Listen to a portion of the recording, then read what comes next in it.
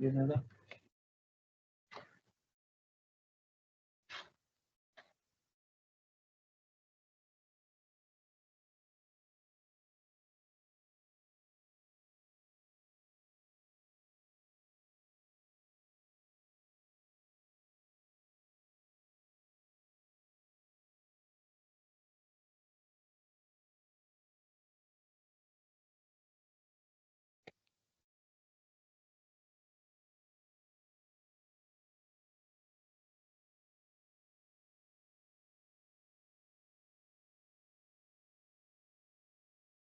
Góðan dag. Í dag þriðjudagurinn 24. september árið 2024. Þetta fundur í bæjarstjórn Akraneskaupstaðar. Þetta fundur bæjarstjórnar númer 1399. Tiltaldir bæjarfulltrúar eru mættir til fundar. Það Einar Brandsson, Ragnar Sæmundsson, Þórður Guðjónsson, Ívar Skarstad, Guðmundur Ingþór Guðjónsson, Jónína Margrét Sigmundsdóttir, Sædís Alexía Sigurmundsdóttir og Björn Guðmundsson, varabæjarfulltrúi, situr fundinn í fjarveru bæjarfulltrúa Kristins Sveinssonar. Sjálfur heiti ég Valgarður L. Jónsson og gegni embætti forseta bæjarstjórnar. Þá sitja fundinn Haraldur Benediktsson bæjarstjóri og Steinar Dagur Árnason, sviðsstjóri stjórnsýslu og fjármálasviðs. Sér Steinar ritun fundargerðar. Ég býð bæjarfulltrúa velkomna til fundar.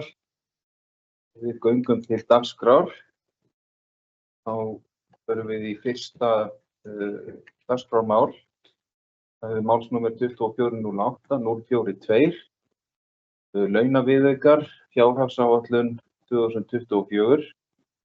Bæjarráð samþykkti á fundi sínum þann 12. september síðastliðinn viðauka númer 20 við fjárhagsáætlun ársins 2024 vegna samþykktra kjarasamninga við Samhyggi og Verkalýðsfélag Akraness. Samþykktir voru sumarið 2024. Viðaukinn felur í sér ráðstöfun á fjárhæð krónur 180.068.309 og útgjöldunum mætt innan gildandi fjárhagsáætlunar tilfærsluðardeild 2830-1697 og ráðstafað inn á viðeigandi málaflokka og deildir. Orðið er laust þetta mál. Bæjarfulltrúi Ragnar B. Sæmundsson, gjörðu svo vel.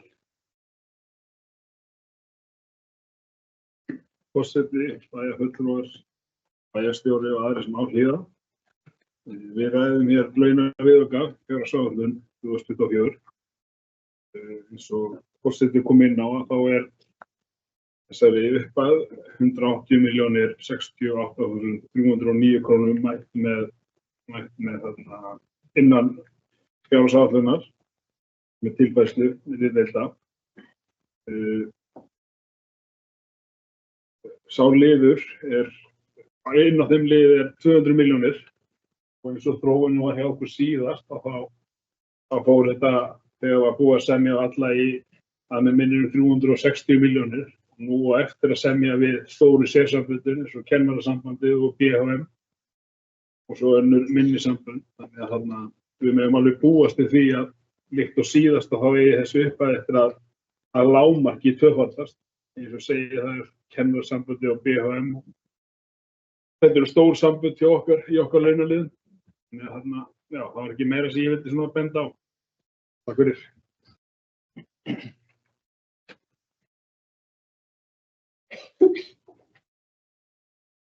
Takk fyrir, bæjarfulltrúi Ragnar B. Sæmundsson. Þetta þetta bara hárrétt ábending. Þessi pottur sem tekinn var til hliðar í fjárhagsáætlun og 200 milljónir króna, hann klárast eiginlega hér með þessum viðauka. Mikið eftir af lausum samningum. Það bara staðan sem blasir við. Og eitthvað sem ég held að við hljótum að taka með okkur áfram í fjárhagsáætlunargerð fyrir ár þegar sem við vitum að eru lausir kjarasamningar innan þess árs og og við þurfum þá að gera raunhæfar áætlanir varðandi það hvað við tökum til hliðar í áætlun til þess að mæta væntu kjarasamningum. Fleiri sem óska eftir að taka til máls?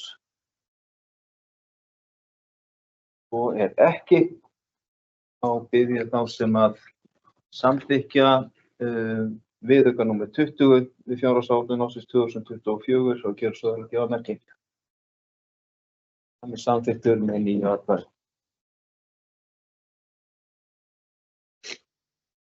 Annar fundarliður, máls númer 2408. Samræmd móttaka flóttafólks framlenging samnings en bæjarráð samþykkti á fundi sínum 12. september síðastliðinn framlengingu samnings samræmda móttöku flóttafólks út árið 2024 með tilteknum skilyrðum. Og læt þetta duga sem inngang á þessu máli og gef orðið laust.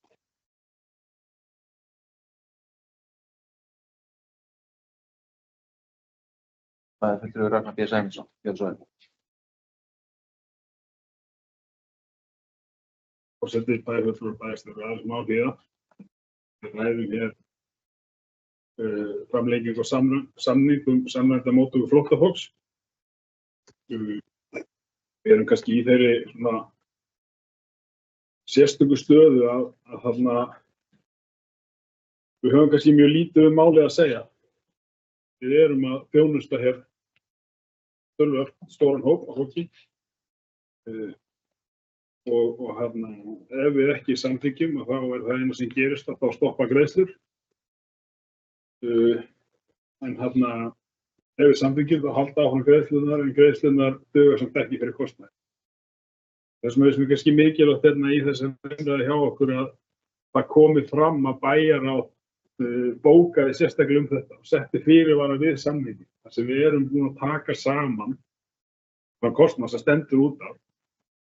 Og það til dæmis ljóst að með kostnaðinn 23-24 og með þá 6 mánaða uppgjöru okkar á 24 að þá stendur út af 8,6 milljónir. Þeir eru búið að draga frá þá kostnað sem við fengum með í fyrstu 3 mánuði.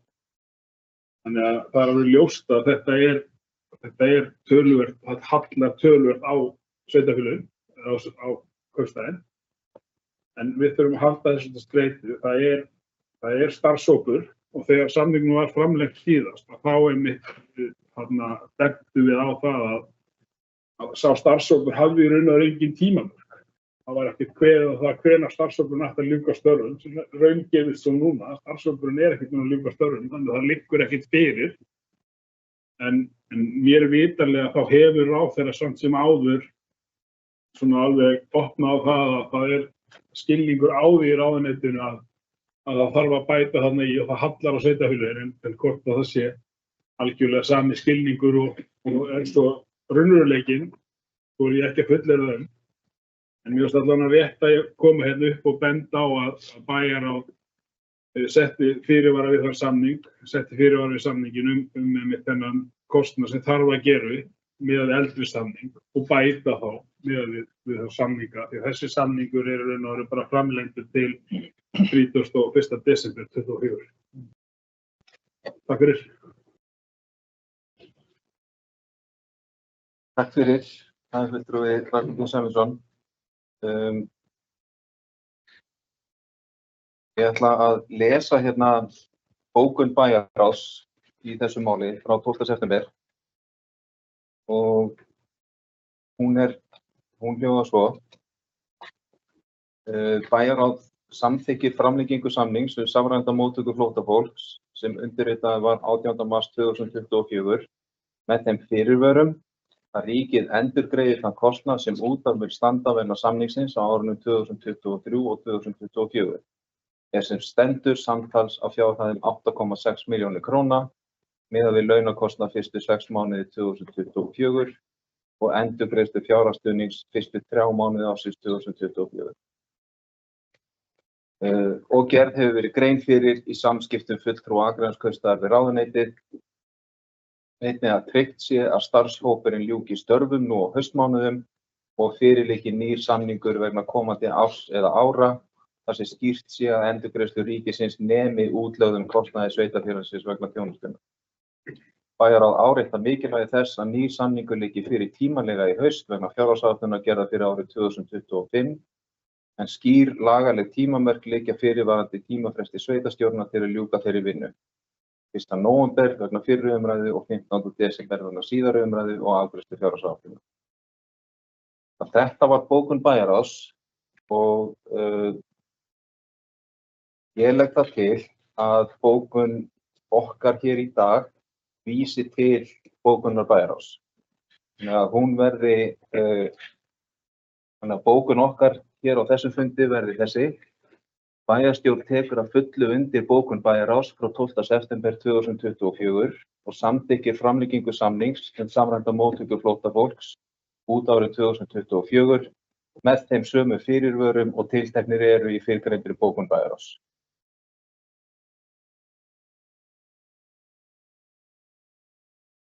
Þannig að við í raun og veru með þessu gerum bókun bæjarráðs að bókun bæjarstjórnar. Orðið laust málið að nýju. Enginn sem að vill taka til máls, þá bara biðja þá sem að samþykkja þá afgreiðslu og bókun sem að ég las upp hér áðan. Gjöru svo alveg gefa merki. Samþykkt með 9 atkvæði. Þá förum við í 3. fundarlið, málsnúmer 2402, 299, heilsuefling eldra fólks.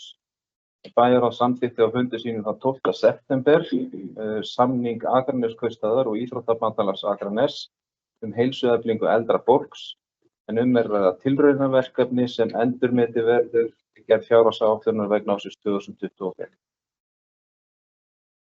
Og orðið laust þetta mál. Það fyrir Jóna Margrét Starlingur.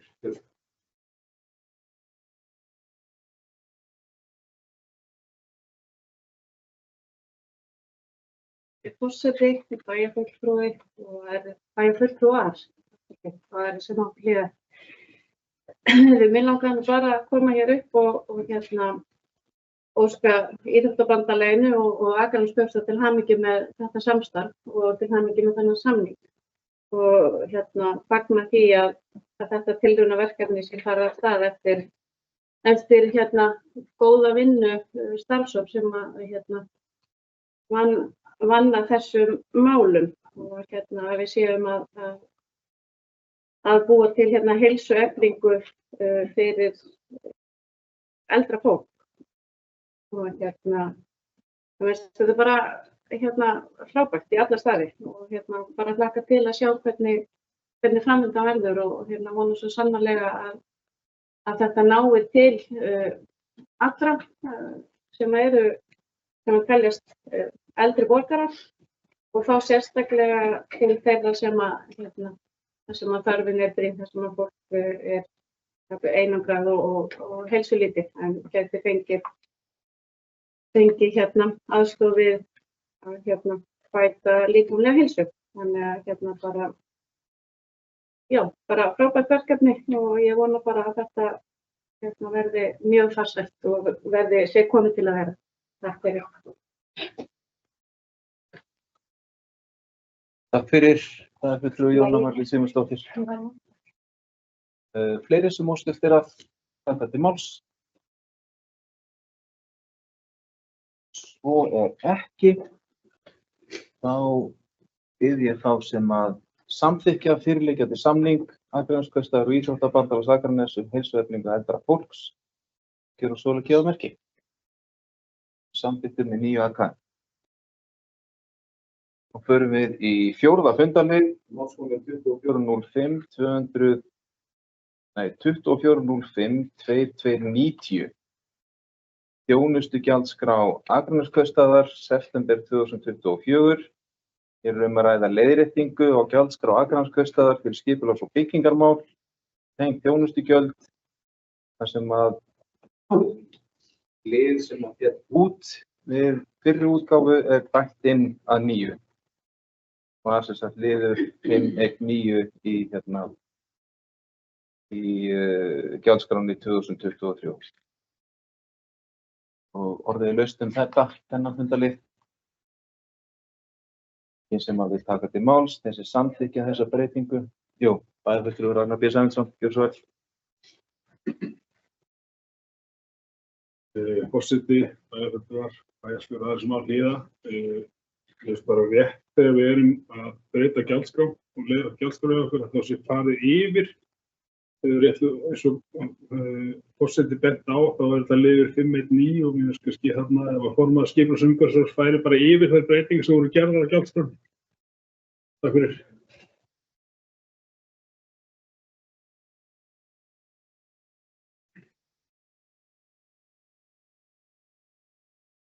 Takk fyrir ábendinguna, Ragnar B. Sæmundsson. Formaður skipulags- og umhverfisráðs bregðast við bara efnislega við breytinguna.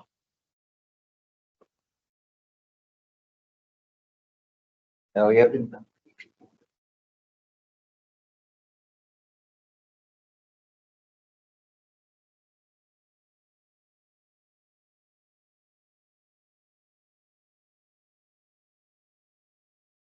Guðmundur Ingþór, gjörðu svo vel.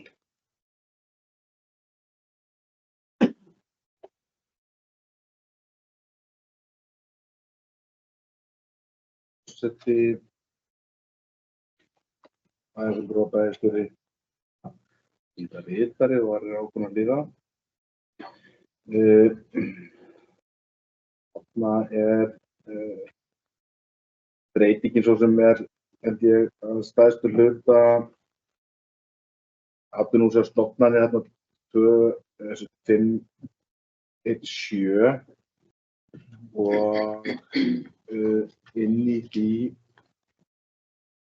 við erum að muna þetta rétt hvernig þetta var hjá okkur.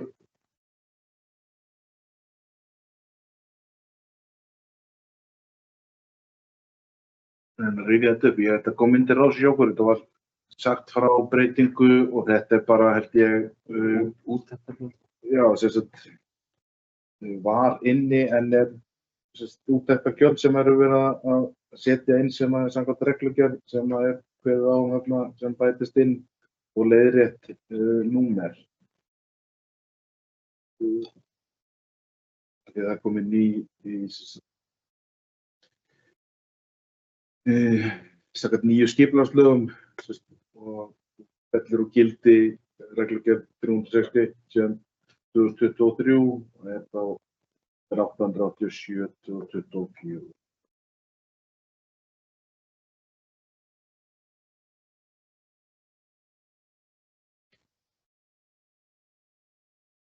Takk fyrir. Takk fyrir Guðmundur Ingþór Guðjónsson.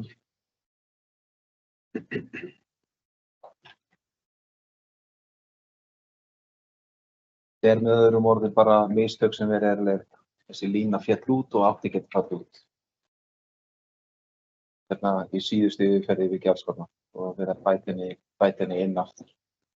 Úttektargjöld fyrir atvinnuhúsnæði og stofnanir 290.000 kr. Og rétt númersetning. Fleiri sem óskast að taka til máls, það er þetta mál. Og ekki sem samþykkja gjaldskrána svo breytta gjörðu svo vel að gefa merki. Samþykkt með 9 atkvæði.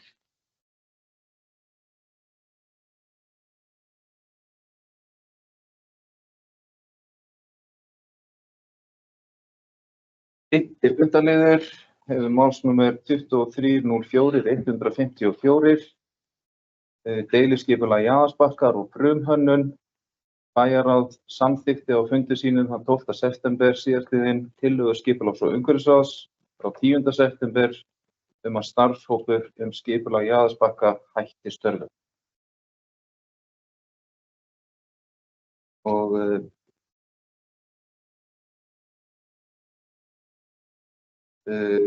bæjarráð vísar þeirri ákvörðun sem sagt áfram hér til bæjarstjórnar. Það er tillagan sem liggur hér fyrir að starfshópurinn skipulag Jaðarsbakka hætti störfum. Orðið laust þetta mál. Það er Sædís Alexía Sigmundsdóttir, gjörðu svo vel.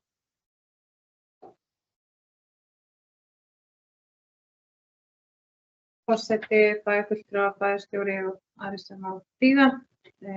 Langar bara að koma seinna upp og fylgja eftir aðdragandann að þessu verkefni, hvað er kannski gengið á í sumar og síðan tilefni þess að við erum að flytja í raun og veru þetta mál inn í skipulag umhverfisráð að nýju. Starfshópurinn var stofnaður í maí síðastliðinn og voru við stendur hér uppi, Sædís og formaður skipulags umhverfisráðs, bæjarfulltrúi Guðmundur Ingþór, ásamt fulltrúum frá stjórnum IA og knattspyrnufélaginu og líka frá Ísvold fasteignafélagi sem sátu þarna í þessum hópi. Heilt yfir gekk vinna starfshópsins ágætlega. Fengum þar alveg skýr verkefni sem kom bara að komast að þeirri niðurstöðu hvernig við sjáum fyrir okkur uppbyggingu á skipulagi svæðisins. Ástæðan kannski fyrir því að við tökum þetta verkefni út fyrir ráðið í maí var að þetta þurfti bara að fá, hvað maður að segja, góða og greina athygli þar sem að ráðsfundir voru náttúrulega þétt setnir, þannig að þetta var svona ákveðið að taka þetta verkefni aðeins út fyrir þann vettvang og sýna í fulla athygli og þann kraft sem það þurfti. Það voru náttúrulega kannski aðeins ádeilur það kannski stóru þættina sem snúa í þessu skipulagi sem að varðaði snúning knattspyrnuvallar, legu Akraneshallar og svo skipulag svæðisins austan hallarinnar. Við fórum á þann leik að við héldum hér kynningafund í ágúst síðastliðinn fyrir helstu hagsmunaaðilum sem að voru annars vegar allir fulltrúar úr stjórnum beggja félagana, bæjarfulltrúar sem hér sitja og aðrir sem hafa setið í ráðum einnig og embættismenn Akranesskaupstaðar sem tóku þátt í þeim fundi ásamt Ísvold og Basalt sem er að sjá hönnun. Sá fundur var bara mjög þarf og vil ég segja að mér þótti hann bara mjög gagnlegur og heilt yfir bara gekk hann mjög vel. Þar hafi verið mörgum spurningum svarað sem að lá á þessum hópi. Allir sátu og heyrðu og fengu sömu upplýsingar á þeim fundi líka. Sem maður þurfti líka aðeins kannski að skerpa á, þannig að það var engin misræmi í upplýsingagjöf. Við getum náttúrulega ekki breytt því sem að kannski við getum gert betur en þessi fundur hefði náttúrulega með kannski að mátt vera haldinn í vor til það fyrsta, en enga síður var haldinn í ágúst. Sumari kannski hafði þarna aðeins orlof og fleira áhrif inn í það, áttur við héldum hann í ágúst. En ljóst var að það var svolítið undir bæjarfulltrúum, sérstaklega skipulags umhverfisráði að taka þarna afgerandi afstöðu til verkefnisins, þannig að hægt væri að halda áfram með skipulagið á svæðinu.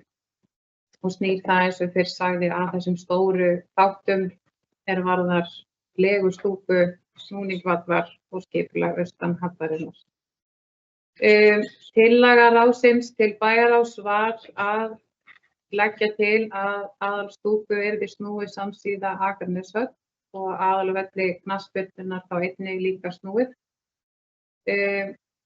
Við mátum svo að starfshópurinn myndi þar lendi líka ljúka sínum störfum þar sem að þessi stóru þættir væri þá komin til ákvörðunar, þannig að hægt var að halda áfram með hönnun á svæðinu og skipulags umhverfisráð myndi fá máli aftur inn á sitt borð til úrvinnslu. En mikilvægt og áfram góð áhersla á það að allir hagsmunaaðilar komi að borði þegar þetta mál væri til umfjöllunar. Það var líka ákveðið að skipulagsfulltrúi bara að fullklára aðal- og deiliskipulag svæðisins í fullri samráði við Basalt og ráðið og svo aðra hagsmunaaðila. Þannig að þetta var svona niðurstaðan eftir það sem hafi kannski gengið á innan starfshópsins, við vinnu sem fór þar fram og svona skýr pólitísk afstaða tekin á næstu skref. Þannig að ég veit nú bara að koma upp og aðeins að fylgja þessu eftir og fara svona aðeins yfir það sem hefur á gengið.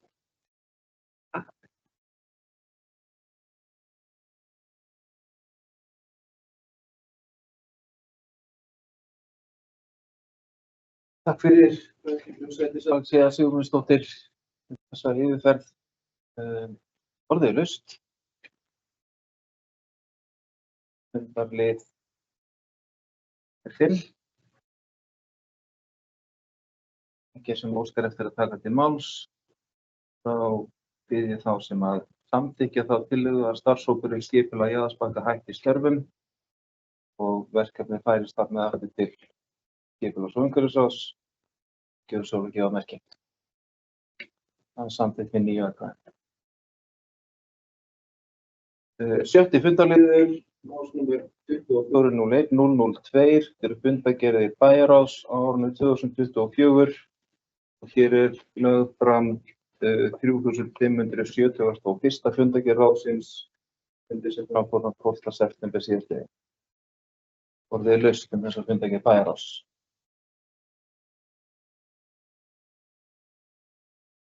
Það er enginn sem óskar eftir að taka til máls varðandi hana, enda mörg mál á þessu fundi á dagskrá þessa fundar. Við segjum þeim fundarlið lokið, fundargerðin hefur þar með verið lögð fram. 7. fundarliður, málsnúmer 24.01.003, fundargerðir velferðar- og mannréttindaráðs á árinu 2024, lögð fram 231. fundargerð og mannréttindaráðs fundi sem framfór 17. september síðastliðinn. Orðið er laust þessa fundargerð velferðar- og mannréttindaráðs. Bæjarfulltrúi Ragnar B. Sæmundsson, gjörðu svo.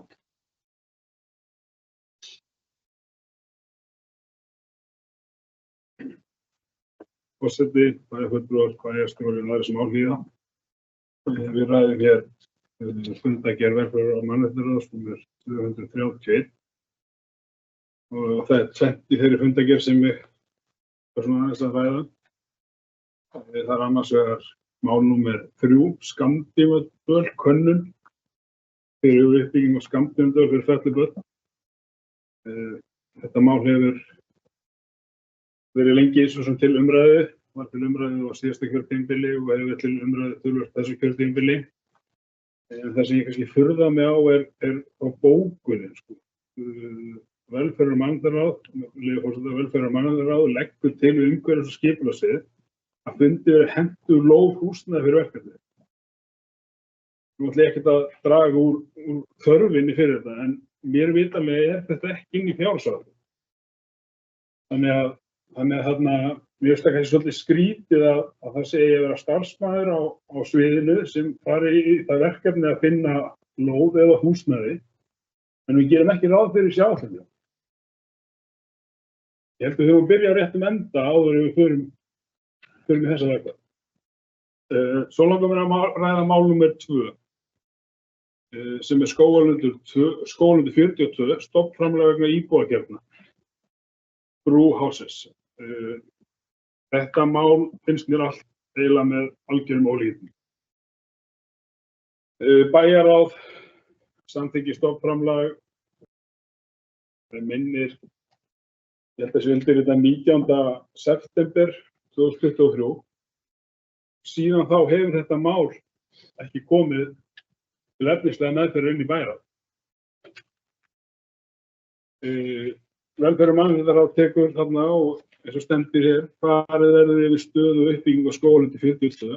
Velferðar- og mannréttindaráð fór yfir uppfærða kostnaðarskjal vegna framkvæmdanna og fundapunkta frá fundi starfsmanna á Akraneskaupstaðnum með verktaka. Ég gat ekkert fundið þegar ég var að skoða núna að þetta heldur komið inn í skipulags- og umhverfisráð. Heldur hefur þetta verið unnið á velferðarsviðinu. Þarna er félag sem við erum í samvinnu við að byggja íbúðakjarna með 5 íbúðum pluss þjónustu íbúð. En ég hef enga hugmynd það, hvað það kostar. Það finnst mér bara alveg gríðarlega undarleg vinnubrögð hjá meirihluta. Og ég óska eftir hérna að þetta mál komi inn í bæjarráð sem er á 5. daginn og þar tökum við þetta fyrir. Þar komi annars vegar á þetta minnisblað uppfærð kostnaðarskjal það komi líka bara í ljós hver kostnaður. Að því sem mér skilst innan velferðar- og mannréttindaráði, þá séum við þarna til dæmis með leigukostnað sem langt fyrir ofan almenna markað. Þá ég að tala almennan leigumarkað, ekki hásesleigufélög eða Brynjuleigufélög eða Bjarg eða annað. Þetta almennan leigumarkað sem hingað til það sem við höfum verið þarna ef við horfum á fréttir og annað bægama félög eins og við oft talað langt fyrir ofan þann kostnað. Mér finnst þetta bara enn og aftur segja gríðarlega furðuleg vinnubrögð í meirihlutanum og óska eftir því og vænti þess að þetta komi inn í bæjarráð og við getum bara farið svolítið gaumgæfilega yfir þetta mál.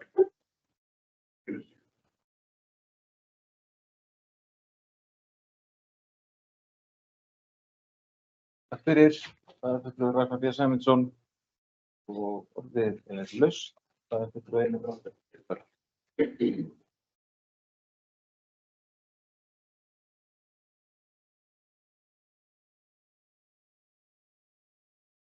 Forseti og ágætu bæjarfulltrúar og aðrir sem á okkur hlýða.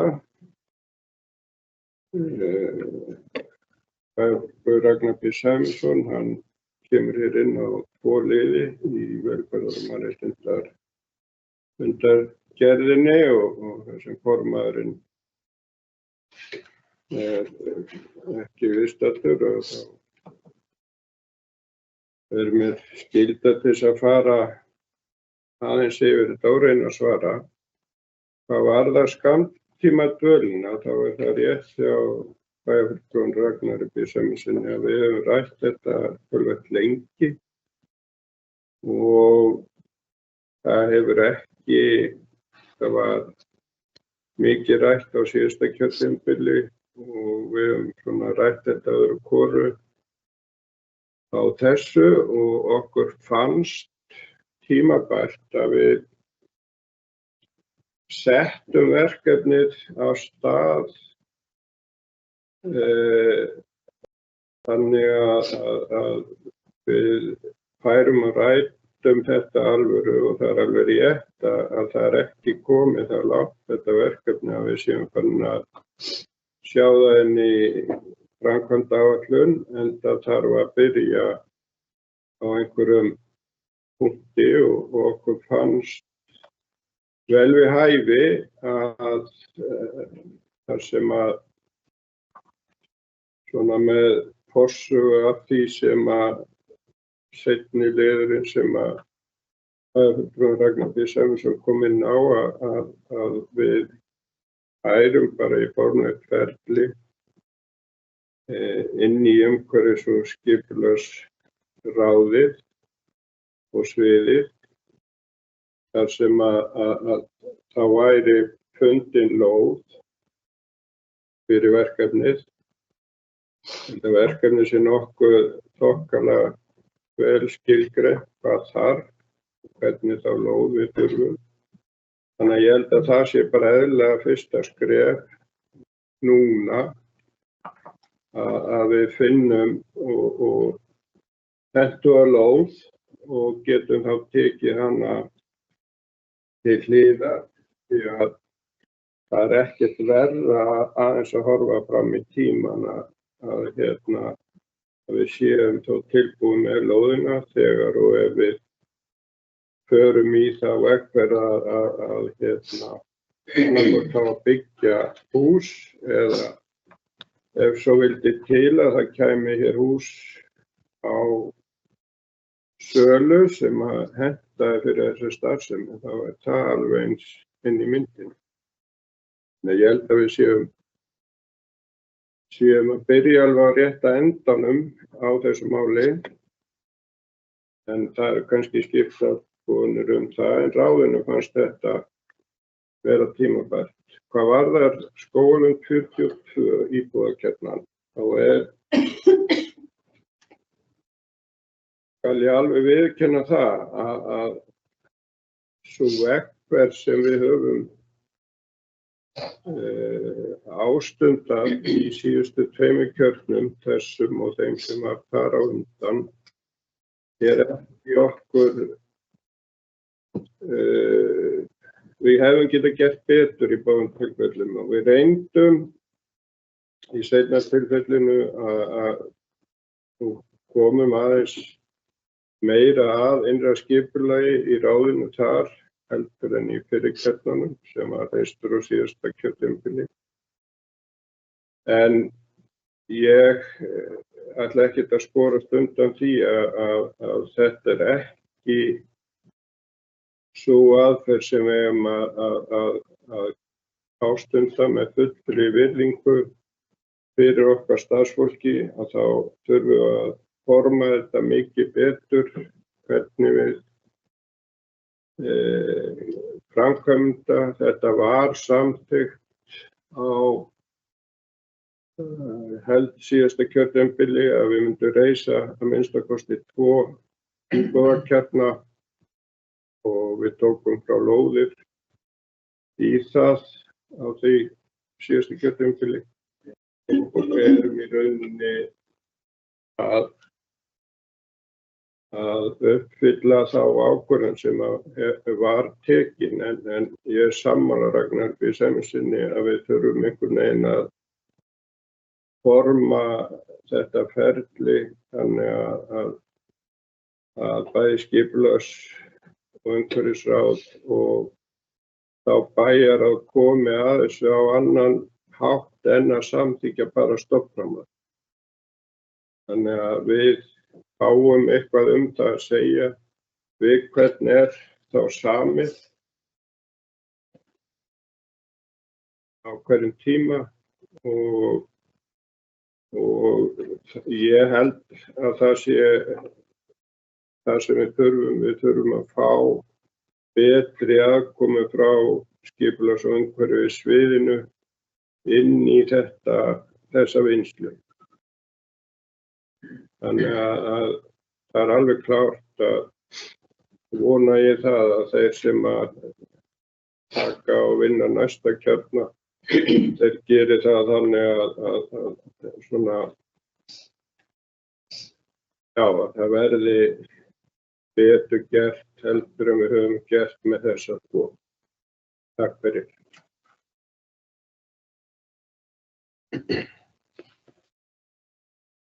Takk fyrir Einar Brandsson. Orðið er laust að nýju. Fundargerð velferðar- og mannréttindaráðs. Það er Ragnar Sæmundsson. Bæjarstjóri sem að líða. Bæjarstjóri Einar Brandsson kom mér upp og hvort honum bara kærlega þetta. Hann kom inn á í máli 3 skammtímadvölinni að réttilega þetta væri ekki framkvæmdaáætlun. Þetta er heldur ekki fjárhagsáætlun. Þannig að þetta er hvorki framkvæmdaáætlun né fjárhagsáætlun. Ég er ósammála að þetta er rétt nálgun vegna þess að eins og kemur fram í bókunni að þá er stendur að fundinu verði hentug lóð eða húsnæði fyrir verkefni. Og þessu beint inn á sviðið. Ég veist við bara vera svolítið að setja starfsmenn sviðsins í svolítið ómögulega stöðu. Ég sá starfsmenn á sviðinu sem fer í það að það er eitt að við getum alveg tekið frá lóð, það er alveg rétt ef að bæjarfulltrúa. Við getum alveg sammælst með það að við tökum frá lóð og meðan við erum að skoða verkefnið og horfum svolítið yfir og hvaða lóð henta. Lóðir henta misvel bara undir þetta eins og bara einbýlishús og allt annað. Þannig það er ekkert mál að taka frá lóð, en það er allt annað þegar við erum farin að skoða húsnæði. Eiga starfsmenn á sviðinu að sitja með fasteignaauglýsingar og pikka í okkur eða kemur inn hús sem þeir álita að passi fyrir þetta. Og ætlum við þá að keyra það í gegnum viðauka, lækkun á rekstrarafgangi. Við þurfum bara að vinna svona mál miklu betur. Það er það sem ég er bara svolítið að benda á. Einar kom líka inn á mál númer 2, skólinn 40. Þannig að ég vil bara árétta að ef það hefur verið eitthvað einhver misskilningur á hana. Ég er alls ekki að gagnrýna starfsmenn, bara alls ekki. Mér finnst starfsmenn eiginlega í þessu máli bara hafa verið settir í svolítið vonda stöðu, starfsmenn og velferðar- og mannréttindasvið. Pólitíkin ber ábyrgð á þessu verkefni sem öllum öðrum verkefnum. Þetta eru pólitískar ákvarðanir og það berum við ábyrgð. Starfsmenn eru bara að vinna eftir þeim ákvörðunum sem við tökum. Þarna finnst mér starfsmenn hafa verið settir í bara vonda stöðu og í þessu verkefni, eins og því miður virðist vera bara svolítið í mörgum þessum hásisverkefnum, þá er það bara villt að vestur. Þú passar inn í einhvern ramma hjá HMS og svo virðast menn bara geta leikið sér eins og þeim dettur í hug. Það er alveg ótrúlegt að það virðist bara byggingarkostnaður þegar þú ert að byggja inn í HMS-kerfi að það er bara lengdametrinn er tvöfalt dýrari. Við vorum hérna áðan í fundargerð bæjarráðs, þá kom til dæmis hérna Dalbreyt 6. Það er bara mjög verkefni sem er bara sorgarsaga. Og það sem ég er svolítið að benda á, að við þurfum bara að vanda miklu betur, að við séum ekki komnir í sömu stöðu við íbúðakjarna sem er ekki risin og við erum svolítið bara á næstu lóð. Það gengur ekki að við samþykkjum bara stofnframlag, gefum eftir lóð, stofnframlagið okkar inn í þetta verkefni er 50, á mig minnir, það er réttur um 50 milljónir. Gatnagerðargjöldin á þessari lóð voru reyndar 96 milljónir, það er önnur saga. En það getur ekki verið á þeirra eina aðkom.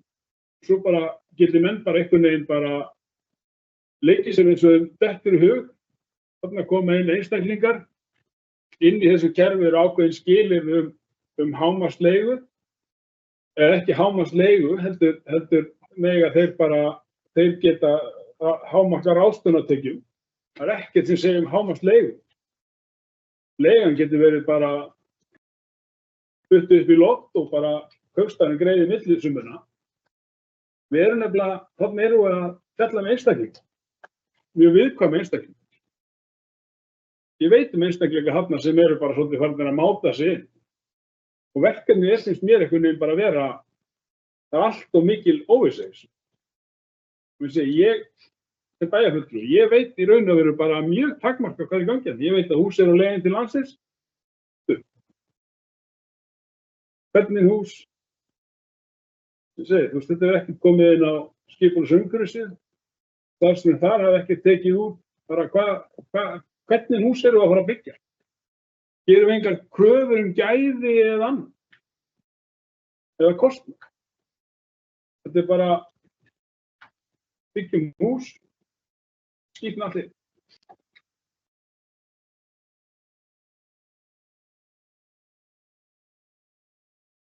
Takk fyrir. Það er fyrir Ragnar B. Sæmundsson. Ég ætla aðeins að fá að blanda mér í umræðuna, bara úr stóli forseta.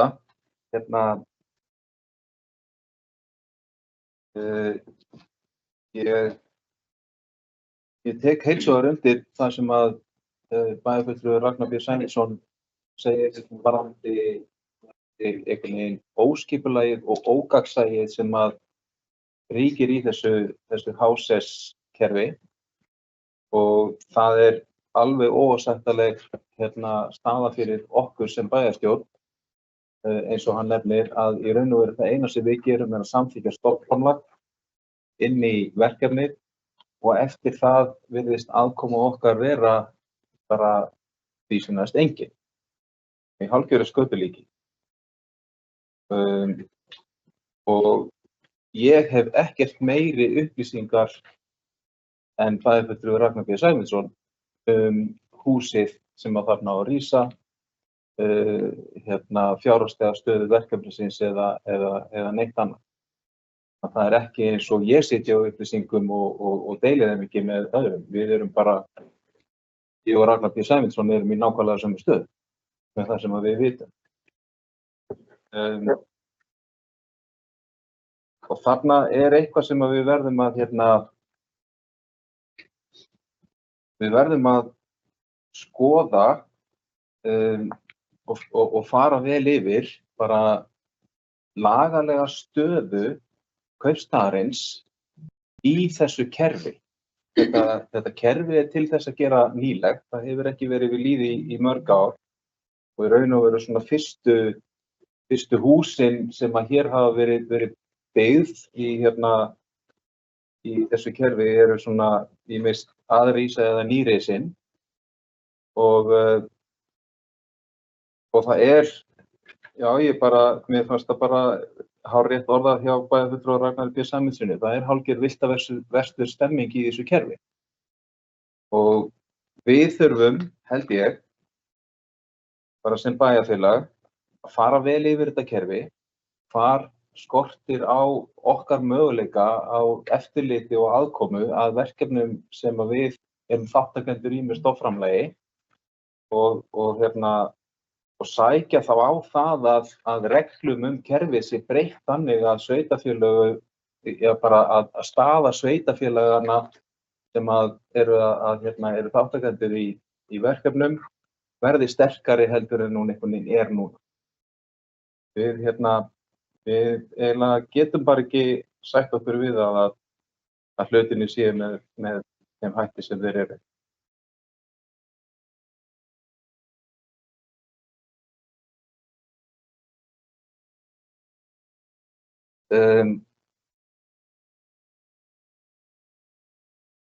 Varðandi það hvers konar hús byggt og eftirliti með því, að þá hins vegar bendi ég nú á það að þessi hús auðvitað lúta sömu reglugerðum og öll önnur hús og sama eftirliti og öll önnur hús og fá úttektir byggingafulltrúans okkar og svo framvegis. Að minnsta kosti þar ákveðið kerfi sem á að minnsta kosti að tryggja ákveðin gæði byggingarinnar sem slíkrar. En það hvort að við séum að byggja akkurat húsið sem að við teljum hentugast fyrir þá skjólstæðinga Akranskaupstaðar eða þá íbúa Akranskaupstaðar sem að þarna muni búa, það er síðan annað mál hversu ríka aðkomu við höfum að því. Og alveg eitthvað sem að við þurfum að fara svolítið vel yfir. Ég held að við þurfum bara að taka saman þessi verkefni sem við höfum tekið þátt í og draga svolítið saman reynsluna af þeim og í framhaldi af því bara mynda okkur svolítið ákveðna skoðun og bara setja það niður. Hvernig viljum við hafa þetta öðruvísi heldur en þetta hefur verið hingað til? Og hvert sækjum við þá þann rétt? Sækjum við þann rétt til HMS? Sækjum við þann rétt til ráðuneytisins, til löggjafans eða hvað? Ég tek algjörlega undir það að það þarf að gera gangskör í þessum málum og við sem sveitarfélög þurfum að gæta okkar réttar. Svo það er mikið undir bæði peninga bæjarfélagsins og bara lífsgæði okkar fólks.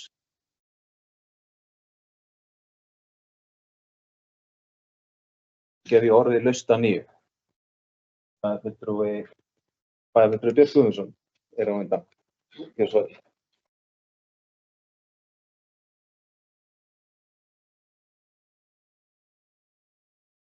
Forseti, þú getur bara öllu orða þessum álífi. Ég langar aðeins að taka þátt í þessar umræðu þarna annan liðinn og fagna því að Ragnar skyldi grepa á þessu núna og það kemur mér alveg rosalega hvernig eins spánstur í sjónir að þetta sé svona hálfgert villta vestrið í þessu og það hlýtur að vera að menn þurfa að uppfylla einhverja kvaðir til þess að fá þetta stofnframlag. Ef að það ekki að geti hver sem bara komið og fengið þetta stofnframlag og þarf ekki að skila neinu pappírinn neins staðar, þá þetta ekki að virka eins og það ætti að virka.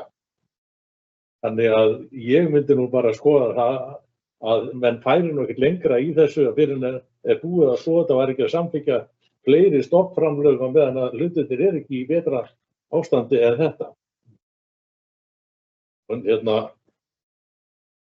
það er svona mín sýn á þetta að nú skulum við aðeins stoppa við og vera ekki að auka á þetta og reynum að fá þetta á hreint þannig að aðkoma okkar verði að einhverju viti í þessu.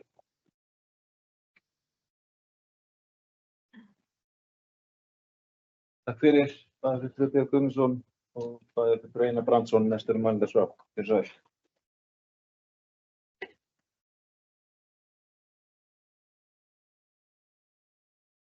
Forseti ágætu bæjarfulltrúar og aðrir sem á okkur hlýða. Hvað varðar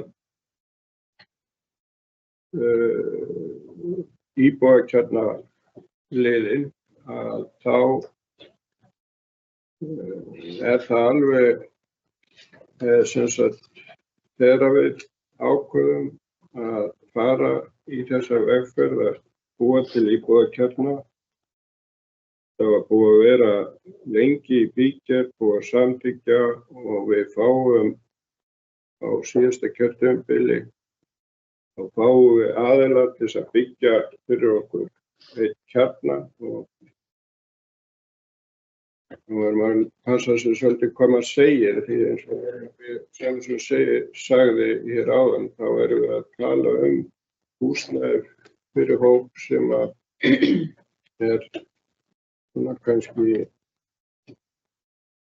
erfitt að ræða þetta en við verðum að ræða þetta fyrst við erum komin á stað að við fengum félag sem að voru má kalla sérfræðingar á því sviði að byggja svona kjarna og ég held að það hafi verið mikið sem sagt traust sett á þá á sín tíma að þau fengjum hús sem að myndi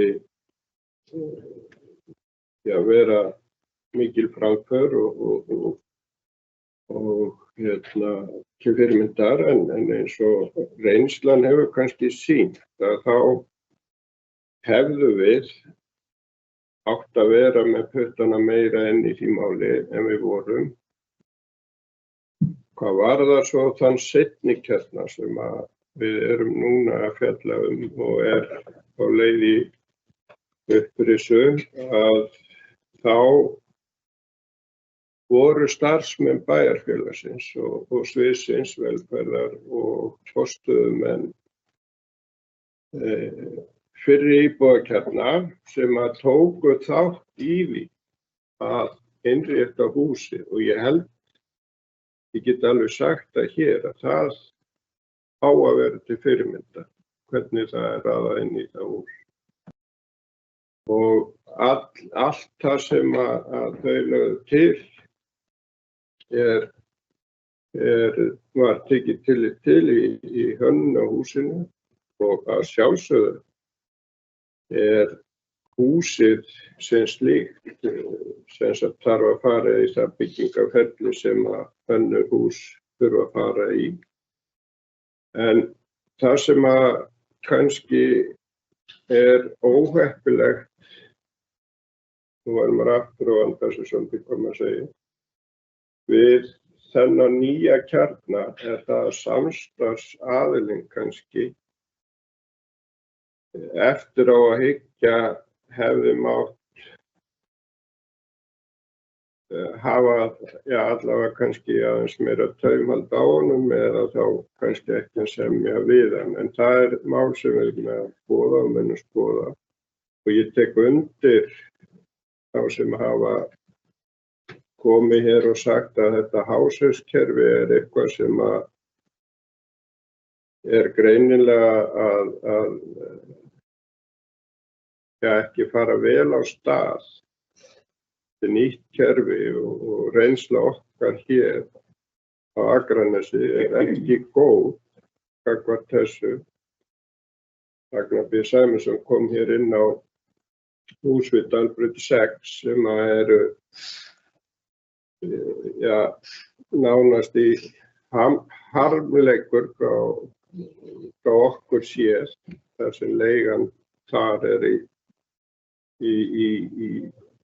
og langt fyrir ofan allt sem að í raun telst eðlilegt og það mjög sérstakt að eins og hefur komið fram að það virðist vera skipta engu máli bara húsið byggt og svo kostar það einhverjar x krónur og þá þurfa þeir sem koma og leigja bara borga hærri leigu því að kostnaður fór fram úr öllu valdi. Þannig að það kerfi sem ekki gott og ég hef trú á því að við munum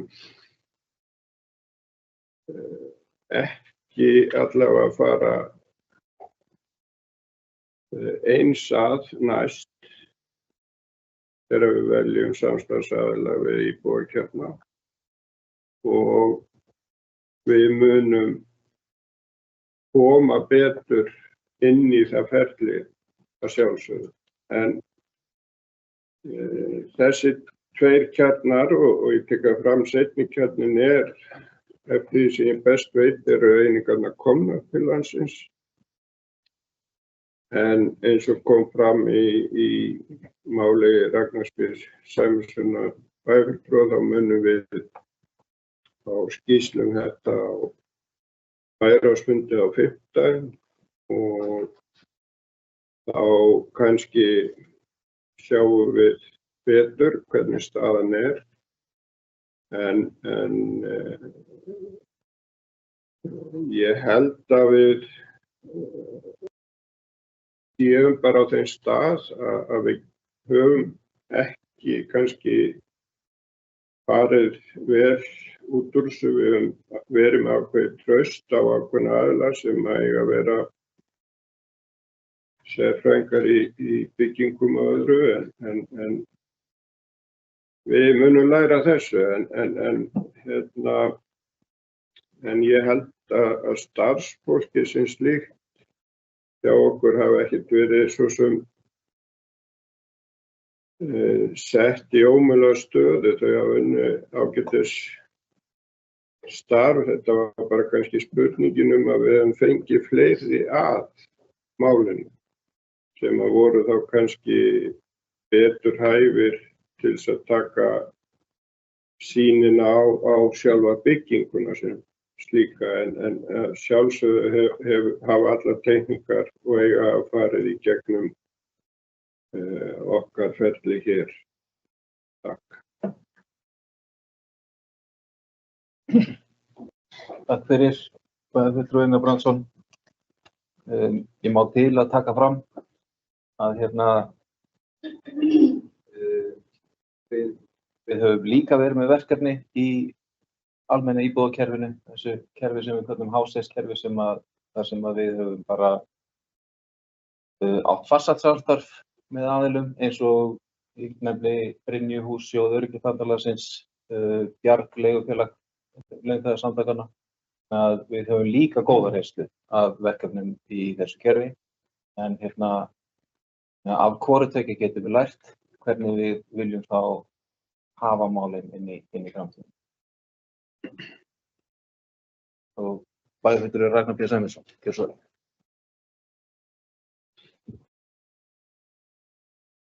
Það er sem aflýða.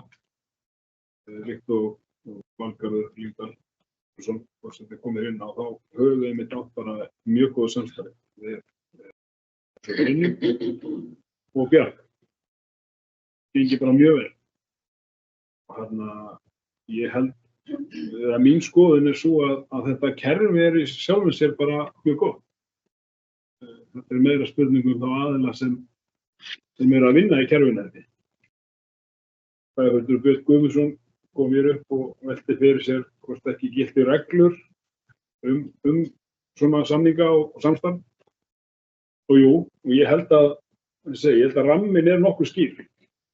Og við þurfum að fara í gegnum ákveðið ferli þegar við sækjum stofnframlag. Og það kemur líka stofnframlag frá ríkinu. Það nokkuð skýr rammi og ég held að kerfi sem slíkt sé gott. Við höfum átt í góðu samstarfi við HMS þau verkefni sem við höfum verið í. Við höfum átt í góðu samstarfi við HMS núna eftir að þessi stað að teiknast upp, hefur verið að teiknast upp núna þegar íbúar voru að flytja inn eins og Dalbrautina. Og aftur ég held að rammi sé góður, verkefnið sem slíkt mjög gott. Bjarg búið að margsanna sig. Stofnframlög og annað hús og Brynju búið að margsanna sig. Þetta snýst meira kannski bara verkefnin og hvernig fara menn og þegar stofnframlög og annað eru komin, hvað tekur við? Bæjarfulltrúi Valgarður Lyngdal og bæjarfulltrúi Einar Brandsson komu inn á byggingarreglugerðir og annað og auðvitað þurfa þessi hús að uppfylla allar þær reglur sem gilda. Þessi hús. Þeir fá engan afslátt umfram önnur hús. Það er rétt eins og bæjarfulltrúi Einar bendir á að þetta húsnæði og önnur þau auðvitað rúlla hér í gegnum byggingarfulltrúa og það er teikningar og annað sem koma. Það sem ég kannski meira að segja er að mér finnst að þarna hefði skort á rýmingu á sviðinu. Byggingarfulltrúi hefur ekkert með það að segja ef að húsnæðið er bara innan reglugerðar og uppfyllir það reglur sem eru í gildi, þá bara samþykki hann það eins og hvert annað hús er ræð. Hjá okkur er hins vegar mikil reynsla í okkar starfsmönnum. Það er gríðarlega mikil reynsla líka hérna inn á velferðarsviðinu, alveg eins og bæjarfulltrúi Einar Brandsson kom inn á, þá hafa því sem ég best veit, starfsmenn þarf verið að vinna í innra skipulag. Ég efast ekki að það sé allt upp á 10. En mér finnst hins vegar að okkar starfsmenn á skipulagsumhverfisins hefðu átt að rýna þetta og við eigum að gera kröfur. Við eigum að gera kröfur þegar við erum að byggja svona hús, þó við séum í samstarfi við aðra aðila. Hvernig hús viljum við byggja? Á þessu sviði er mikil reynsla. Þar eru menn sem vita alveg hvað er að virka og hvað er ekki að virka. Við erum alveg innan, ég veist ekki ef við séum innan allra reglugerða. Það hefur svolítið ekkert að segja hvort að inn í framtíðina hlutirnir funkar eða ekki. Það er kannski svolítið meira það sem ég er að koma inn á. Við séum að byggja vandað og gott húsnæði, en ekki bara að við séum að passa okkur að passa inn í kassa. Og við þurfum bara að gera miklu betur.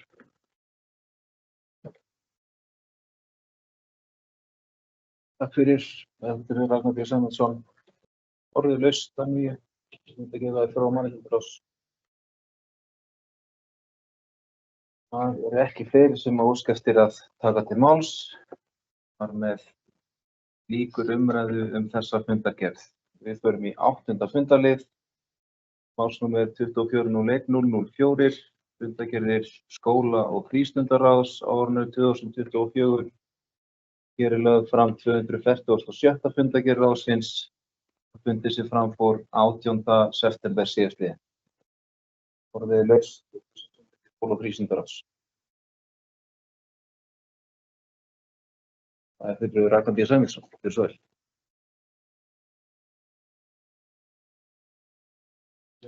Forseti, bæjarfulltrúar bæjarstjóri og aðrir sem áhlýða.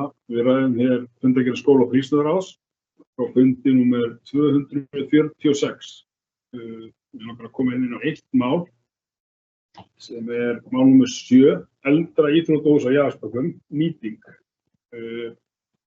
Á fundinu var til umræðu nýting á húsnæðinu þegar nýtt og glæsilegt íþróttahús verður tekið í notkun á Jaðarsbökkum og þarna er verið að reifa hugmyndir að koma upp aðstöðu fyrir klífufélagið sem ég fagna. Ég fagna því að klífufélaginu sé fundin aðstaða í okkar mannvirkjum. En ég velti hins vegar fyrir mér að þetta segir hér með leyfi forseta.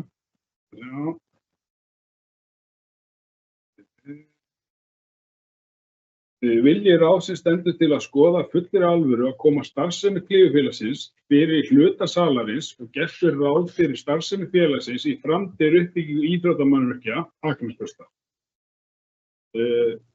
Samkvæmt þeirri framkvæmdaáætlun sem er í gildi núna, þá er gert ráð fyrir að við séum í sundlaug 2008.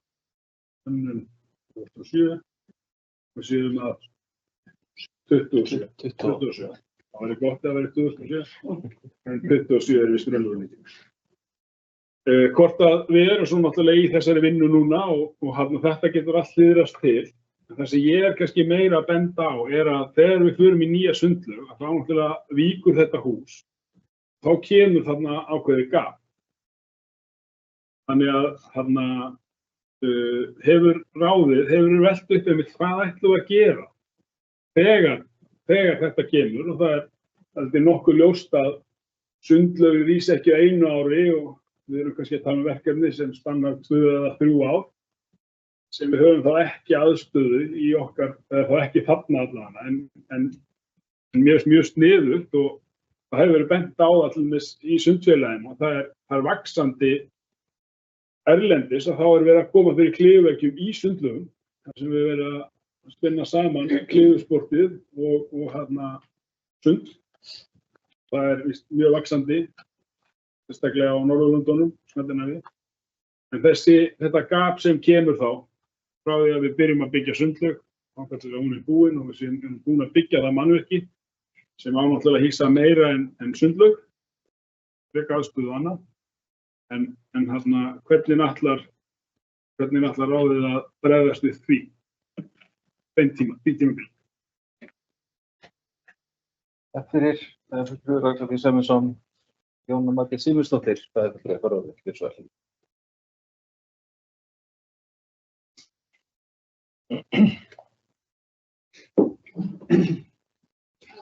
Forseti, bæjarfulltrúar og aðrir sem að hlusta. Varðandi lið 7 í fundargerð skóla- og frístundaráðs, þá ætla ég bara hér að koma upp og bara bæjarfulltrúa Ragnari B. Sæmundssoni einfaldlega á þann veg að við höfum ekki tekið það til formlegar umræðu hvað varðar svona framtíð klifurfélagsins. En þetta er þykir mjög góð lausn tímabundið, vissulega, og eins og Ragnar B. Sæmundsson bendir á, það náttúrulega er ný sundlaug í kortunum og tekur einhver tíma að koma því á koppinn. Og ég hef einmitt fengið ábendingu frá yfir þjálfara sundfélagsins. Við höfum nákvæmlega það sem þú varst að tala um, þessa klifurveggi í sundlaug. Og við kannski mér finnst það kannski hanga svolítið á þessi bókun að það er verið að hugsa til félagsins í framtíðar uppbyggingu og þá ný sundlaug alveg eins við. En stefnan náttúrulega er að koma þessu klifurfélagi í okkar hús og við getum mögulega gert það með þessu móti til að byrja með. En eins og segir, þetta hefur ekki verið formlega rætt frekari framtíð klifurfélagsins.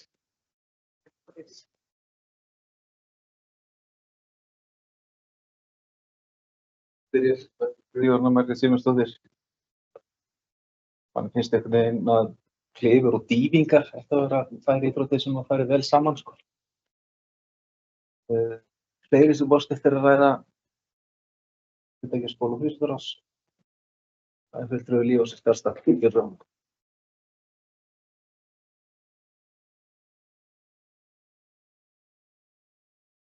Forseti, bæjarfulltrúar og aðrir sem á hlýða. Ég ætla að fá að koma undir sama lið og bæjarfulltrúi Ragnar B. Sæmundsson og bæjarfulltrúi Jónína Margrét varðandi nýtingu á svokölluðum bragga. Þessi hugmynd var lögð fyrir okkur inn í skóla- og frístundaráði og okkur ráðsmönnum leist bara mjög vel á þessa hugmynd. Þar sem að stefna bæjarins hefur nú verið svo að allt íþróttastarf sem við erum að styrkja skuli fara fram innan stofnana bæjarins. Þá skýtur svolítið skökku við að við séum að borga háa leigu fyrir félag, aðildarfélag ÍA út í bæ. Og ef við getum komið inn í okkar hús með litlum tilkostnaði þá held ég að það sé hið besta mál.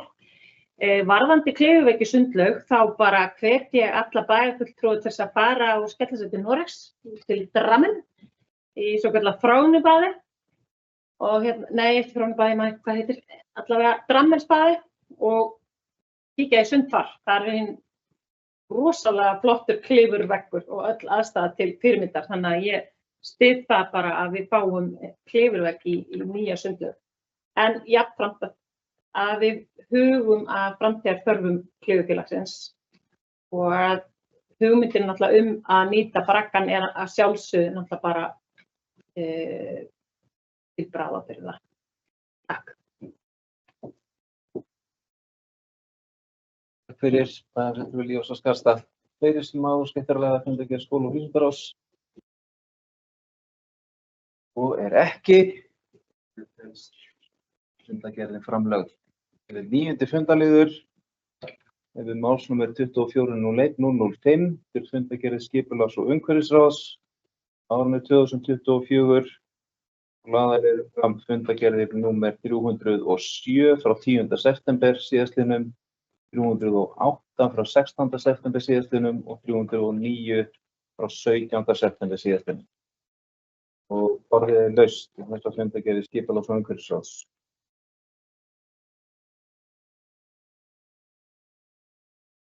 Það óskar enginn, jú.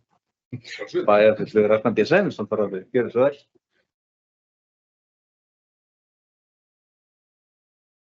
Forseti, bæjarfulltrúar, bæjarstjóri Ari Már Hlíðar. Ég sleppi að sjálfsögðu ekki þessu tækifæri. Við ræðum hér fundargerð skipulags- og umhverfisráðs. Mig langar að koma aðeins inn á fund númer 308. Fyrst á mál númer 4, Ægisbraut 1-7, skipulag lóðar. Þarna eru lóðahafar við Ægisbraut 1-7 óska eftir að hefja formlegt deiliskipulagsferli fyrir lóðirnar. Þessi sömu aðilar komu og kynntu hérna fyrir bæjarfulltrúum í maí sínar svona hugmyndir að skipulagi á lóðunum. Þá töluðum við að hefja vinnu við deiliskipulagsferli á Ægisbrautinni, skipulags- og deiliskipulagsvinnuna. Ég held að það sé bara mjög nauðsynlegt. Bókun skipulags- og umhverfisráðs, með forseta er þannig, skipulags- og umhverfisráð felur skipulagsfulltrúa að stilla upp verkefni og kostnaðaráætlun fyrir endurskoðun á deiliskipulagi á Ægisbraut. Í mínum huga er það mjög mikilvægt að þarna við séum svolítið á undan, að við séum í raun og veru ekki eftir. Þarna erum við komið fram með einn lóðarhafa og við vitum að það eru fleiri lóðarhafa þarna sem eru að teikna og eru að pæla. Það eru við lóðarhafa þarna skipti og annað, því að þetta er mjög spennandi svæði. Og við verðum að setja línuna. Leið og það byrja að byggja þarna, væru það byggingaraðilar og lóðarhafar sem raun og veru setja deiliskipulagslínu. Hún verður að vera í okkar höndum. Við verðum að vera búin að setja línu yfir hverfið í heild áður en menn byrja. Þess vegna bara hvet ég ráðið til þess að fylgja þessu máli fast eftir. Þetta er mjög spennandi svæði og ég held að þarna þegar uppbygging fer á stað þá verður þetta gerist á nokkuð hratt. Þarna eru spennandi reynsir. Svo var langaði bara aðeins til þegar komin upp, koma inn á mál númer 6, umferðaröryggi við skóla- og íþróttamannvirki. Þarna skipulags- og umhverfisráð var umfjöllun umferðaröryggi við skóla- og íþróttamannvirki og það er bara mjög gott. Ég vil bara hrósa ráðinu og sviðinu fyrir bara það sem er búið að gera núna. Það sem við sjáum við Jaðarsbakka og eins Háholtið og fleiri stöðum. Þetta er bara mjög gott, bara meira af þessu. Bókun skipulags- og umhverfisráðs var svo þannig að skipulags- og umhverfisráð felur umhverfisstjóra að kanna með uppfærslu á umferðaröryggisáætlun. Mér langar bara svolítið að hvetja ráðið til þess að skipuleggja vinnufund svo sem við bæjarfulltrúar komum bara svolítið saman og förum yfir. Þegar á sínum tíma var mjög gott flagg og hefur verið allavega var þannig að síðasta kjörtímabili þá var stöðuð uppfærsla. Var verið að fara yfir hana og rýna. Ég held að það væri bara mjög gott ef við kæmum saman og færum svolítið í gegnum þetta og þá í framhaldinu kannski það væri verið að það er líka mjög mikilvægt að við vinnum þetta með forstöðumönnum og svo skólastjórnendum og annað. Þetta skiptir okkur öll gríðarlega miklu máli. Takk fyrir. Takk fyrir. Bæjarfulltrúi Ragnar B. Sæmundsson. Næstur á mælendaskrá bæjarfulltrúi Guðmundur Ingi Guðjónsson. Gjörðu svo vel.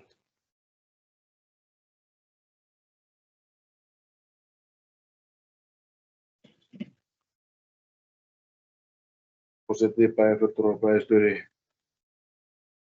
fundarritari og Ari Ragnar Hlíðar. Fundargerð 308 fjórða lið, Ægisbraut 1-7. Þetta, við höfum tekið þetta fyrir áður hérna hjá okkur þegar að þessi kynning kom fyrst inn. Nú er aðeins verið að ýta á okkur, skiljanlega. Þá kom ég upp líka og benti á það að þetta væri algjörlega í höndum bæjarstjórnar að ákveða hæðamörk. Við erum að gefa okkur svolítið línurnar, hvort að við verum að fara í 1, 2, 3, 10 eða 15 hæðir þarna. Og ég bað þá ef ég man rétt alla bæjarfulltrúa að gefa okkur í ráðinu hint hvað að menn sæi fyrir sér í hæðatakmörkum og byggingum þarna á Ægisbrautinni. Það eru skiptar skoðanir en ég hef ekki fengið neitt í hendurnar ennþá og ég veit ekki til þess að neitt í ráðinu hafa fengið neinar ábendingar hvað menn sæi fyrir sér hæðina þarna. Það er náttúrulega hlutur sem við þurfum að ákveða. Þetta getum við í ráðinu bara komið með okkar tillögur en ég svo sem bara sá fyrir mér að við getum reynda að vinna þetta saman eins og við höfum gert með flest mál hérna í bæjarstjórninni og í ráðinu. Það er alveg klárt mál að þetta er mjög spennandi svæði. Ég efast ekkert það og ég held að það sé allir sammála það. Það er heldur ekkert launungamál að okkur ákveðin visst fjármagn fyrir skipulagsmál á árinu og við erum bara búin að sprengja þann skala. Og við þó svo eins og þetta ég hef komið inn á ansi oft að við vildum gera meira bæði í þessum málefnum sem og öðrum lið sem ég kem að þarna á eftir að það vantar ekkert verkefni hjá okkur, áhuginn til staðar en það er ekki alveg alltaf sama með fjármagnin til miður.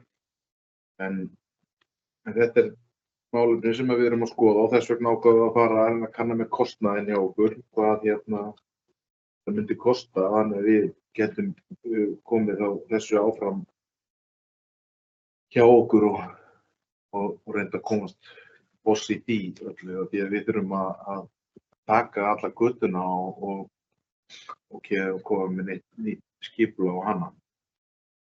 Varðandi 7. lið í sömu fundargerð, það er umferðaröryggi við skóla og íþróttaöryggi.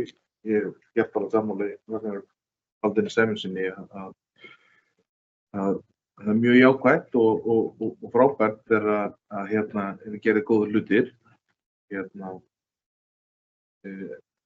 Við bara lítið sandkorn í ströndinni í þessu verkefni og margir að stelpa stað í þessu og en auðvitað er það frábært þegar vel gengur og okkur langar fyrir fleiri verkefni og nægari verkefni svo sem í þessu eins og öðru. Varði umferðaröryggisáætlunina að við fórum yfir hana og það var búið að gera margt af því sem var tekið fyrir þar. Sú áætlun sem var sýnd ráðinu að þá vantar því miður inn í hana nýjastu hverfin og við vorum búin að fá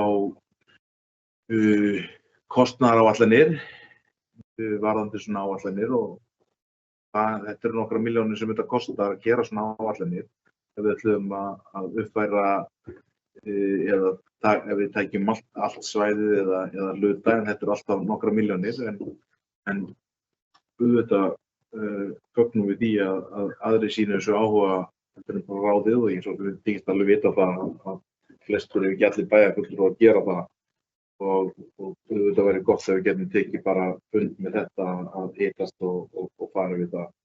En starfsbyrðsviðsins er að fara yfir þetta og fylla inn í þær upplýsingar sem hægt er að gera með góðu móti og auðveldlega án mikils kostnaðar.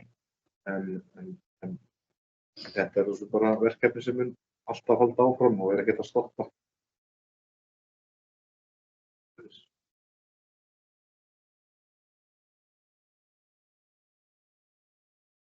Það er fulltrúi Guðmundur Ingi Guðjónsson.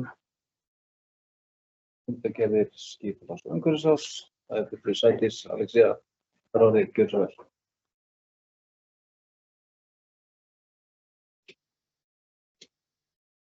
Forseti, bæjarfulltrúar, bæjarstjóri og aðrir sem á okkur hlýða. Það koma upp undir fundargerð skipulags- og umhverfisráðs númer 308. Kannski byrjaði dagskrárlið 1, þar sem við fórum í vettvangsskoðun annars vegar í Brekkubæjarskóla og svo íþróttahúsi á Vesturgötu, sem er bara mjög gagnlegt og gaman að sjá þær betrumbætur sem hafa farið fram í þessum stofnunum bæjarins núna síðastliðin ár. Og kannski frá því líka lærdómur sem við þurfum að taka af þessari framkvæmd. Við höldum áfram sem í Brekkubæjarskóla því við erum með plön að halda áfram næstu 2 árin þar. Þar sem þetta hefði mikil áhrif á skólasetningu og fyrstu vikurnar í skólaumhverfi og er enn að hafa líka áhrif í því umhverfi hjá Brekkubæjarskóla. Kannski aðeins frábrugðið Grundarskóla og Brekkubæjarskóla þar sem að hægt að innsigla heila álmu Grundarskóla megin og engin umferð þar og svona afmarka sig mun betur í framkvæmdinni sem er þar, en í Brekkubæjarskóla er þetta gríðarlega mikil áskorun sem kallar á það að við þurfum að undirbúa þetta mjög vel og hafa tímaplönin svolítið vel upp á borði þannig að skólastarfi geti gengið sem best fyrir sig. Þannig að ég held að þetta sé hvatning til okkar að meðan þetta er heitt topic að við séum aðeins að taka þetta upp og vinna betur með hana þar við höldum áfram í framkvæmdum þar í húsnæðinu. Kannski einnig varðandi lið númer 4, varðandi Ægisbrautina. Ég svo sem heilsvegar undir það sem kom fram bæjarfulltrúa Ragnari og Guðmundi Ingvari að þetta er, myndi ég segja, það var kannski ekkert óvænt að það komin á borð til okkar að þarna er aðilar sem er áhugasamir uppbyggingu og við einhverjum fjölmörg samtöl í ráðinu, kannski meira óformlega skipulag á Ægisbrautinni og kalla eftir því að myndum hefja vinnu við það að sjá fyrir okkur hvernig þetta svæði myndi byggjast upp til framtíðar. Þar sem við erum með í aðalskipulagi skilgreint sem íbúabyggð. Þannig að það er ekkert að öðru leyti en við hefjumst handa við þetta en vissulega eins og bæjarfulltrúi Guðmundur Ingvar kom inn á, við erum líka búin að vera forgangsraða, það er rétt. Það er búin stór skipulagsmál í gangi hjá okkur sem við höfum þetta fjármagn í og erum komin svolítið langt fram með handlið í áætlunum hjá okkur. En ég trúi því að við þurfum setja þetta líka núna svona ofar í forgang og byrja þessa vinnu þar. En mikilvægt að við þurfum að hugsa og sjá fyrir okkur með hæð húsa á þessum reit, bara upp á nærliggjandi byggð sem liggur þarna með frá Vesturgötu og og öðrum hverfum þarna í kring. En aðeins kannski líka varðandi fundalið númer 6 sem snýra umferðaröryggi við skóla og íþrótta og mannvirki. Við tókum svona þessi yfirferð á umferðaröryggisskýrsluna sem er frá 2017 og rosalega mikið sem við erum samt þegar búin að framkvæma. Það var líka alveg svona hollt að fara þessi gegnum hana og sjá hvað við erum búin að vera forgangsraða og gera margt rétt þegar kemur að viðhaldi bæði gatna og göngustíga og svo framvegis og nota þessa skýrslu sem sem input fyrir ekki að sletta í þegar við erum að fara í svona stór viðhaldsverkefni hjá okkur. En vissulega eins og bæjarfulltrúi Guðmundur Ingvar bendir á og það vantar þarna stóran hluta af nýlegri byggð hjá okkur inn í þessa áætlun sem við þurfum að ná þarna inn einnig.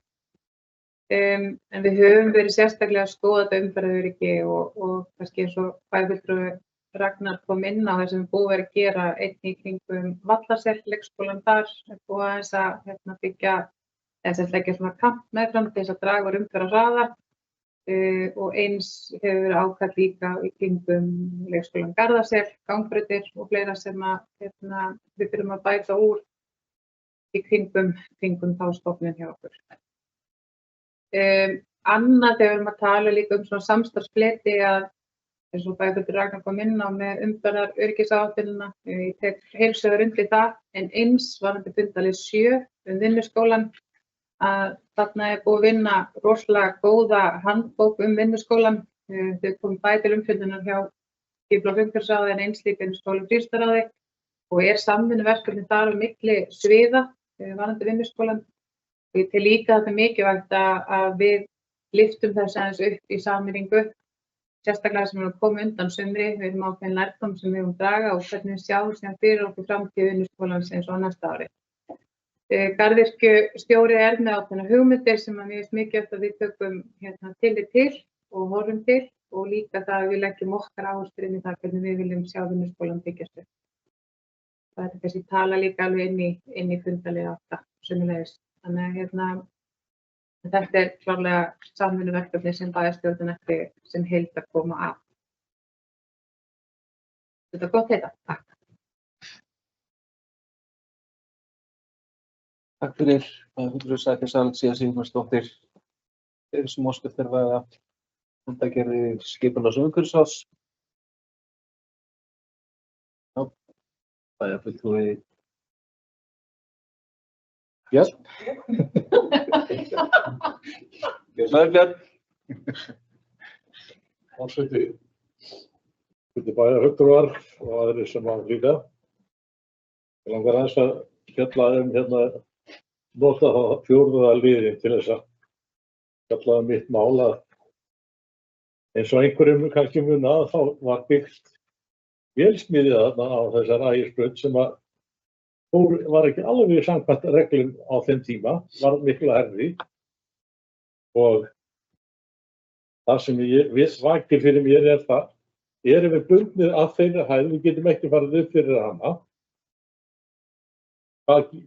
Hvaða völd höfum við til þess að á þess að fara að lækka hana því að það var hætt við að lækka þá byggingu af því hún stóðst ekki þær reglur. Erum við ekki komnir með hæðarmörkin bara í þessu húsi? Þannig að við þurfum ekki að fara að endurtaka þann leik sem var framkvæmdur þar. Það var svona örstutt athugasemd.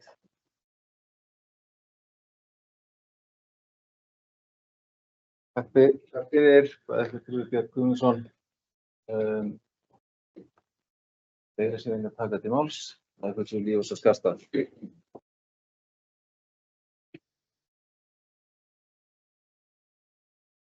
Bæjarfulltrúar aðrir sem á hlýða.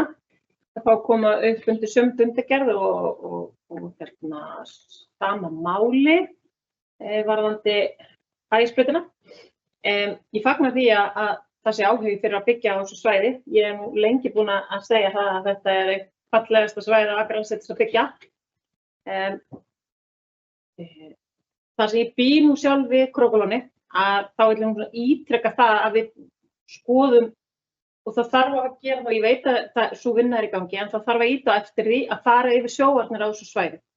Því að bara eins og síðasti vetur sýndi okkur að bara bílskúrinn hjá mér fylltist örugglega 3 sinnum af sjó og möl og öðru.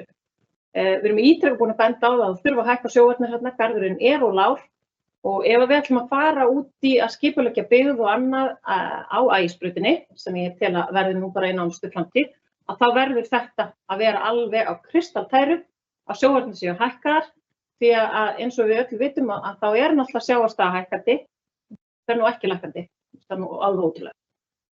Og við erum að sjá meira öfgar í veðri og öðru og þetta er eitthvað sem við verðum að gera ráð fyrir að geti komið til aftur. Þannig að bara, já, komið því áleiðis. Takk fyrir Skarðsstað. Það er hárrétt ábending og góð. Þeir sem óska eftir að taka til máls. Fundargerð skipulags- og umhverfisráðs. Það er enginn sem að gefa merki. Þannig höfum við lokið umræðu þessar 3 fundargerðir ráðsins og þær teljast á framlag. Fundarliður hefur málsnúmer 24.01.025 fundargerðir og fylgiskjöl frá Heilbrigðisnefnd Vesturlands á árinu 2024 og lögðu fram 191. fundargerð heilbrigðisnefndar Vesturlands á fundi sem fram fór 16. september síðastliðinn. Orðið laust þessa fundargerð. Það óskar enginn eftir að ræða hana og telst hún þar með framlögð. Þá ekki fleira á dagskrá þessa bæjarstjórnarfundar. Ég þakka bæjarfulltrúum fyrir öflugar og innihaldsríkar umræður á þessu fundi og segi þessum fundi bæjarstjórnar Reykjanesbæjar slitið.